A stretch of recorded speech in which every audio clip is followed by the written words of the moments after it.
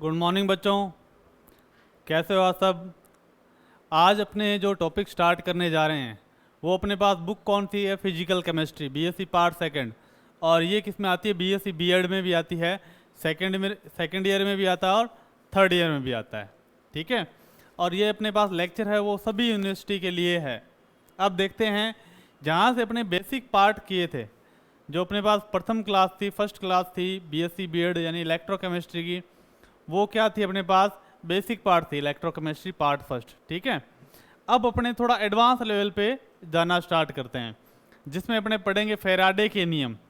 Faraday ने क्या किया था, इलेक्ट्रोलाइसिस विद्युत अपघटन पर आधारित कुछ नियम दिए थे, इलेक्ट्रोलाइसिस पर बेस्ड नियम दिए थे। इस नियम में क्या होता है, इस नियम के अनुसार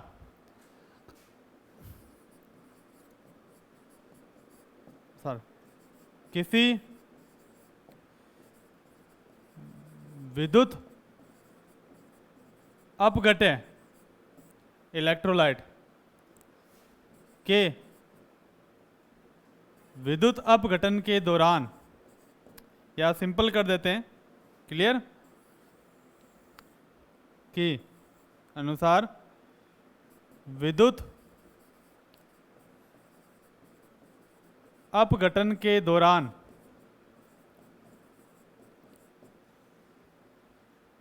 निक्षेपित धातु की मात्रा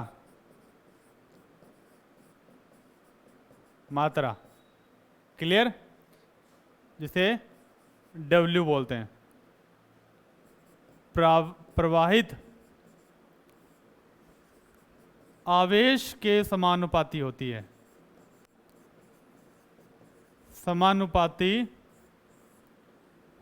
आवेश को क्या बोलते हैं, Q।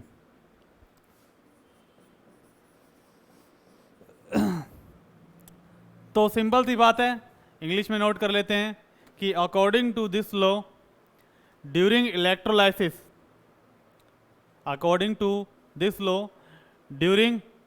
इलेक्ट्रोलाइसिस, ठीक है, डिपॉजिटेड क्वांटिटी ऑफ मेटल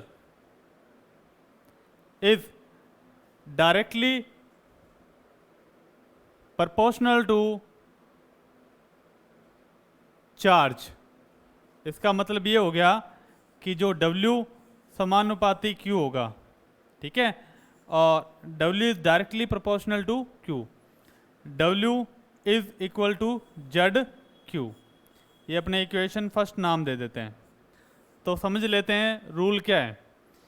ये अपने पास एक है कंटेनर, उसके अंदर एक रोड रख रखी है मैंने, ठीक है। ये सॉल्यूशन है अपने पास किसका, इलेक्ट्रोलाइट का, विद्युत अपघट्य का विलयन है।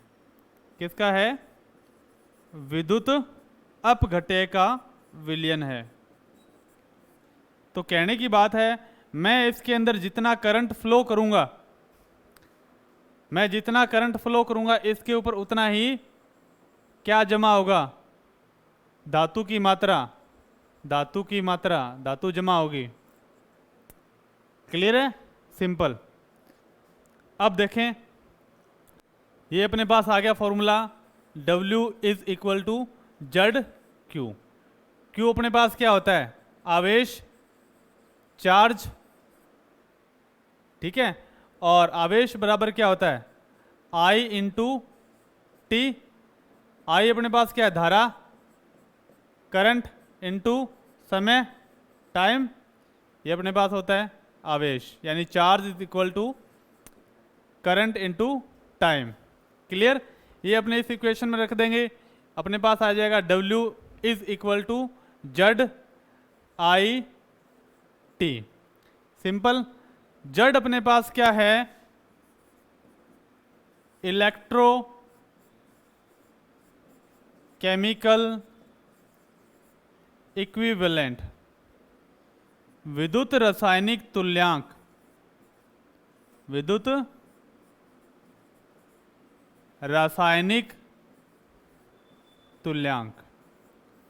बहुत आसान है, आपको लास्ट ईयर के क्वेश्चन भी करेंगे अपने, ताकि आपकी प्रैक्टिस हो जाए बढ़िया तरीके से। क्लियर। अब इसकी जेड की वैल्यू होती है फिक्स होती है, जेड की वैल्यू क्या होती है बच्चों, फिक्स होती है। और आपको पता है जेड क्या होता है अपने पास, ठीक है। और जेड निकालते हैं अपने, जेड की वैल्यू रख देते हैं अपने पास। तो जेड बता देता हूं मैं आपको, ये होता है अणुभार बाय आवेश इंटू 96500। अणुभार को बोलते हैं मोलर मास, आवेश को बोलते हैं अपने चार्ज, ठीक है। जेड की वैल्यू अपने पास यहाँ रख देंगे इस इक्वेशन में, इक्वेशन 2 नाम दे देते हैं इसको, और अपने पास फाइनल फॉर्मूला अपने पास आ जाता है। तो W इज इक्वल टू क्या होता है, जेड की वैल्यू अपने रखते हैं अणुभार मोलर मास बाय आवेश चार्ज इंटू 96500, ये क्या है फेराडे होता है, इंटू, और ये क्या होता है आई इंटू टी, आई इंटू टी। आई अपने पास क्या है करंट, टी क्या अपने पास टाइम। और इसे अपने न्यूमेरिकल में रख के आसानी से क्वेश्चन कर सकते हैं। तो सिंपल सी बात है कि फेराडे के फर्स्ट लॉ में सिर्फ एक ही इलेक्ट्रोड की बात हो रही है। इलेक्ट्रोड को मैंने सॉल्यूशन में डुबोया, विलियन में डुबोया, और विलियन में मैंने जितना करंट फ्लो किया, करंट प्रवाहित किया, उतना ही रोड के ऊपर क्या हो जाएगा, पदार्थ या तत्व या धातु क्या हो जाएगी, जमा हो जाएगी, मेटल जमा हो जाएगी। क्लियर है बच्चों। अब इसके छोटे से न्यूमेरिकल है, ठीक है। न्यूमेरिकल ये है कि अपने, मैं आपसे क्वेश्चन दूं, लास्ट ईयर के टाइप के क्वेश्चन करते हैं, ठीक है। Last year question, last year question अलग अलग यूनिवर्सिटी में आए हुए हैं, इसलिए मैं सेम पैटर्न से करा देता हूं, ठीक है। मैंने कहा if we flow 2 ampere current, अगर कॉपर सल्फेट के विलयन में 2 एम्पियर धारा 96,500 सेकेंड तक प्रवाहित की जाए, तो कैथोड पर निक्षेपित धातु का द्रव्यमान ज्ञात करो। जो कॉपर का जो वेट होता है वो होता है 63.5 ग्राम, और कॉपर पर चार्ज क्या होता है आपको पता है, कौन सा, +2, ठीक है। अब इंग्लिश में लिख लेते हैं, if we flow 2 ampere current for 96500 second in copper sulfate solution, then calculate mass of metal deposited on cathode। Clear. तो फॉर्मूला अपने पास सिंपल था, पहले वैल्यू निकाल लेंगे। क्लियर। तो I की वैल्यू आपके पास क्या आएगी, 2 एम्पियर आ गई, ठीक है। आंसर मैं लिख देता हूं आसानी से, ताकि 1-2 क्वेश्चन कराता हूं, ठीक है। टी अपने पास टाइम दे रखा है 96500, ठीक है। और क्या चाहिए अपने को, देख लेते हैं फॉर्मूले में। W इज इक्वल टू, ठीक है, मोलर मास, अणुभार, अणुभार मोलर मास अपने पास कितना है 63.5, मोलर मास अणुभार वो है 63.5 ग्राम। नीचे क्या आ जाएगा, चार्ज, आवेश, और चार्ज क्या है +2, तो चार्ज सिर्फ 2 रखना है, ठीक है, इंटू 96500, ये फेराडे के लिए आता है, फिक्स होता है, इंटू I इंटू टी। तो लिख देते हैं 63.5 बाय 2, 96500। करंट अपने पास कितना है 96500, और टाइम अपने पास कितना है बच्चों, टाइम अपने पास 2 एम्पियर है। ये कट जाएगा, ठीक है, 2 से 2 कट जाएगा, तो अपने पास वजन कितना रह जाएगा 63.5 ग्राम कैथोड पर जमा होगा। इसी टाइप के इजी सवाल आते हैं फेराडे के फर्स्ट लॉ से, और लास्ट ईयर में आ चुके हैं ऐसे सवाल, ठीक है। ऐसा ही अपने एक सवाल और करते हैं, और वो सवाल है आपको सीधा ही दूंगा मैं, ठीक है। वो है, क्वेश्चन ये है आपके पास, AgNO3 सॉल्यूशन है, AgNO3 विलियन, ठीक है, में 4 एम्पियर धारा, मैंने 4 एम्पियर धारा, कितनी 4 एम्पियर करंट मैं 965 सेकंड तक फ्लो करता हूं।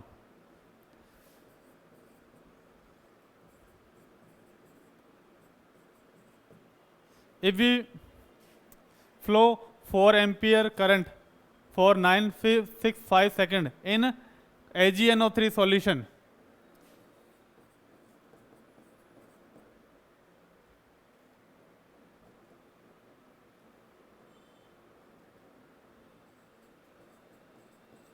then calculate deposited silver on cathode.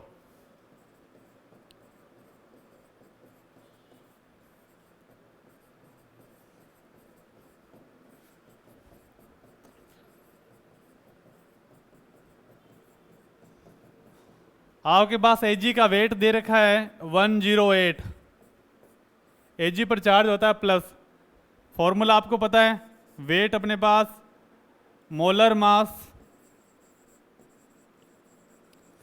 Bye अपने पास आ जाएगा charge into 96500 I into T. इस फॉर्मूले में मोलर मास अपने को दे रखा है 108, चार्ज अपने पास 1 इंटू 96500, और करंट कितना है आपके पास, करंट आपके पास 4 एम्पियर है, टाइम कितना है 965 सेकेंड, ये कट जाएगा, नीचे क्या रह जाएगा 100 रह जाएगा, क्लियर। और ये अपने पास आ जाएगा 108 इंटू 4 और 100। आसानी से वजन कैलकुलेट कर सकते हो आपका, ये वेट आ जाएगा आपके पास, जो आंसर आएगा लगभग आएगा ये 4.32 ग्राम। कितना आएगा 4.32 ग्राम, देख लेते हैं, 432 100 4.32 ग्राम, ये सिंपल सा है, आसान है। तो फेराडे का फर्स्ट लॉ बहुत ही आसान होता है, यानी एक अपने रोड लें, उसमें उसके सॉल्यूशन में डिप कर दें, और सॉल्यूशन में अपने जितना करंट फ्लो करेंगे उतना ही उसके ऊपर जमा होगा, सिंपल। अब देखते हैं नेक्स्ट, वो है फेराडे का दूसरा नियम। कौन सा है बच्चों, फेराडे का दूसरा नियम।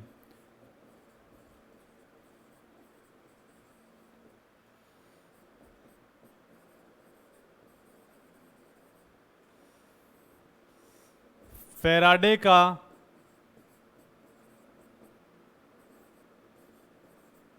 सेकेंड नियम क्या कहता है भाई, इसमें 2 करंट होते हैं, 2 इलेक्ट्रोड होते हैं, 2 रोड होती है सॉल्यूशन में, ठीक है। ये अपने पास एक रोड और ये अपने पास दूसरी रोड। आसान है, कुछ भी नहीं करना, छोटा सा दिमाग लगाना है, ठीक है। ये नियम क्या कहता है, पहला नियम आपने पढ़ा है, पहला रूल सिंपल सा है। अब दूसरा रूल तो उससे भी ज़्यादा सिंपल है। इसके अंदर क्या होता है, एक से अधिक इलेक्ट्रोडों पर, जब अपने पास क्या हो, एक से अधिक इलेक्ट्रोड हो, मोर देन 1 इलेक्ट्रोड हो, if we have more than 1 electrode, अगर एक से अधिक इलेक्ट्रोड हो और उन पे समान विद्युत धारा समान समय तक प्रवाहित की जाए, तो क्या होगा, इन रोड़ों पर जो भार जमा होगा, मेटल डिपॉजिट होगी, वो उनके तुल्यांकी भार इक्विवेलेंट वेट के डायरेक्टली प्रोपोर्शनल होगी। किसके? इक्विवेलेंट वेट के। तो मैं पहले हिंदी में लिख देता हूँ। वो है कि फैराडे के द्वितीय नियम के अनुसार, फैराडे के द्वितीय नियम के अनुसार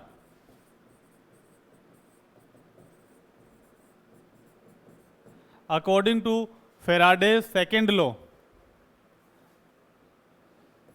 एक से अधिक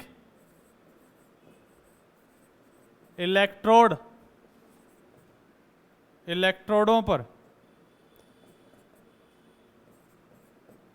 जब समान धारा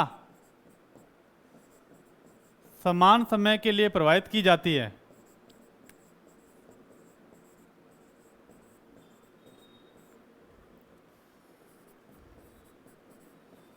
प्रवाहित की जाती है, according to Faraday second law, when we have more than one type of electrode and we flow same current for same time, then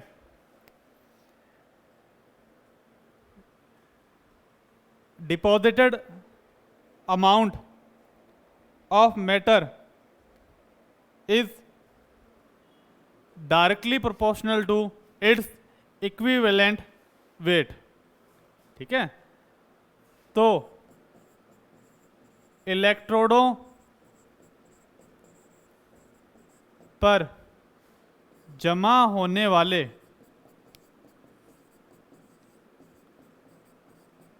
पदार्थ, जैसे बोलते हैं W की मात्रा, पदार्थ की मात्रा उनके तुल्यांकी भार, जिसे बोलते हैं E, के समानुपाती होती है।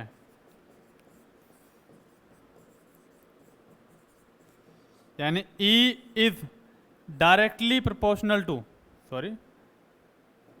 W is directly proportional to E और W is equal to Z E। ये हो जाता है इक्वेशन अपने पास फर्स्ट। तो कहने की बात है, अपने पास दो इलेक्ट्रोड हैं, ठीक है, और एक में अपने पास ब्लैक कर देते हैं, जिसे A नाम दे देते हैं, और दूसरे वाले में अपने येलो कर देते हैं, जिसे नाम दे देते हैं अपने B। तो अब ये अपने पास एक से ज़्यादा इलेक्ट्रोड है, उसमें क्या करूँ मैं, सेम करंट, मान लो 2 एम्पियर करंट इसमें और इसमें, दोनों में 2 एम्पियर करंट जा रहा है, और वही मैंने कितने सेकंड तक फ्लो किया, 2 सेकंड तक फ्लो किया। क्लियर? अब ये 2 इलेक्ट्रोड हो गए, क्लियर, यानी सेम करंट सेम टाइम तक मैंने फ्लो किया। तो उस कंडीशन में क्या होगा कि इलेक्ट्रोड पर जो मैटर अपने पास डिपॉजिट होगा, मान ले पे डिपॉजिट होगा, तो वो क्या होगा, इसके इक्विवेलेंट वेट के डायरेक्टली प्रोपोर्शनल होगा। किसके? इक्विवेलेंट वेट के डायरेक्टली प्रोपोर्शनल। क्लियर? तो सिंपल सी बात है। अब मान लेते हैं कि अपने पास ये 2 इलेक्ट्रोड है, कौन से? एक है, ठीक है, एक, इसका जो वेट होगा वो W1, इसका वेट होगा वो W2, इसका जो इक्विवेलेंट वेट है E1, इसका जो इक्विवेलेंट वेट है वो E2, इसका तुल्यांकी भार E1 और इसका तुल्यांकी भार क्या है, E2 है। क्लियर है? ऐसी कंडीशन में क्या होगा, अपने ले लेते हैं सिंपल सा एग्जांपल कि यदि 2 electrode, if we have 2 electrode A and B, electrode A व B हों तथा and deposited amount is WA and WB तथा निक्षेपित भार WA तथा WB हो and deposited amount is WA and WB and equivalent weight of A and B is, और A व B का तुल्यांकी भार EA is EA and EB और EB हो, तो then according to Faraday second law, तो फेराडे के दूसरे नियम से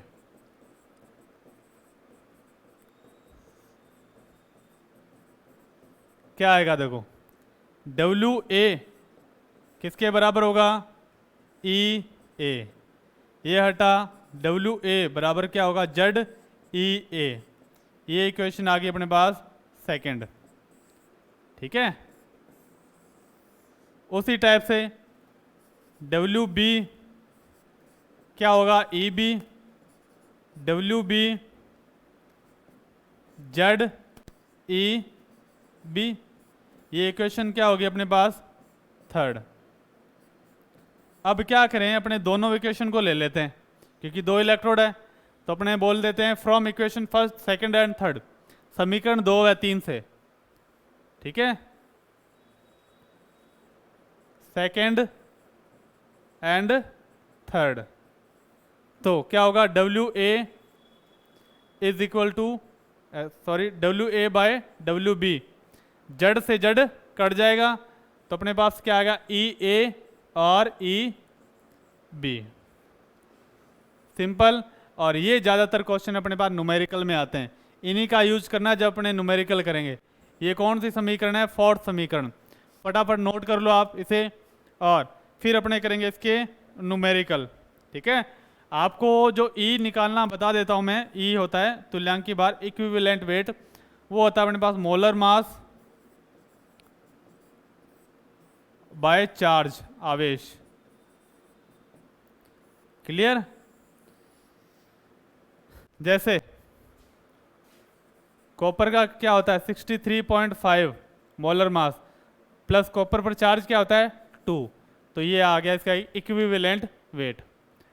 अब सिल्वर का, सिल्वर पर मोलर मास 108, चार्ज क्या था 1, तो ये आ गया अपने पास कितना, किसका आ गया, ये आ गया अपना Ag का इक्विवेलेंट वेट। जिंक का कितना आता है 65/2, 2 चार्ज होता है ना, Zn प्लस 2, ठीक है, Zn प्लस 2। अब एक सिंपल सा क्वेश्चन करेंगे जो आप सभी को करना है। क्वेश्चन ये है कि कॉपर सल्फेट और जिंक सल्फेट के अपने दो अलग अलग कंटेनर है, ठीक है, और उसमें क्या हुआ कि अपने सेम करंट सेम टाइम तक फ्लो करते हैं। If we have 2 container of copper sulphate and zinc sulphate,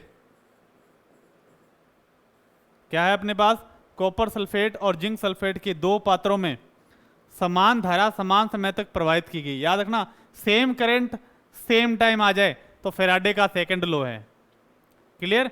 और बात कितने की हो रही है, 2 की हो रही है, ठीक है। If we flow same current for same time in copper sulphate and zinc sulphate solution, अगर कॉपर सल्फेट और जिंक सल्फेट के अलग अलग पात्रों में समान धारा समान समय तक प्रवाहित की जाए तो 63.5 ग्राम कॉपर प्राप्त हुआ। Then we obtain 63.5 gram copper. Then calculate deposited amount of zinc, तो प्राप्त होने वाले जिंक का द्रव्यमान ज्ञात करो। तो निक्षेपित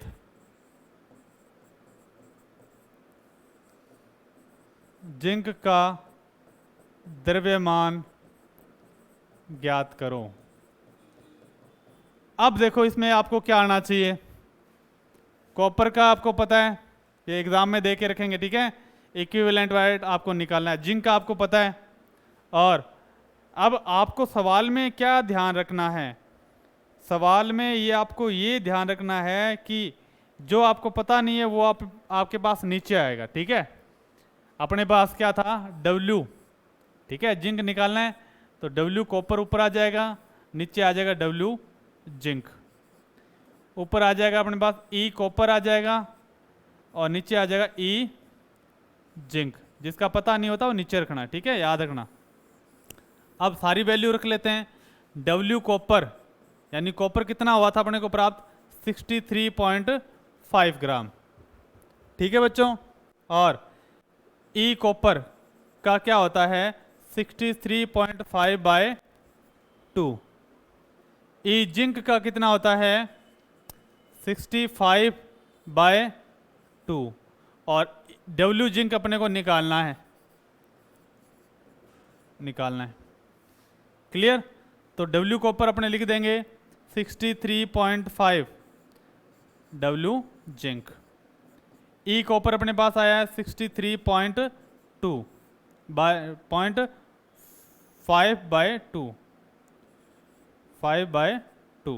क्लियर। बाय में क्या आया अपने पास, E जिंक 65/2, इस 2 से ये 2 कट गया, क्लियर। ये यहाँ मल्टीप्लाई होगा और ये इसके नीचे आएगा। इसका मतलब ये हो गया अपने पास 63.5 इंटू 65/63.5 कट गया ये।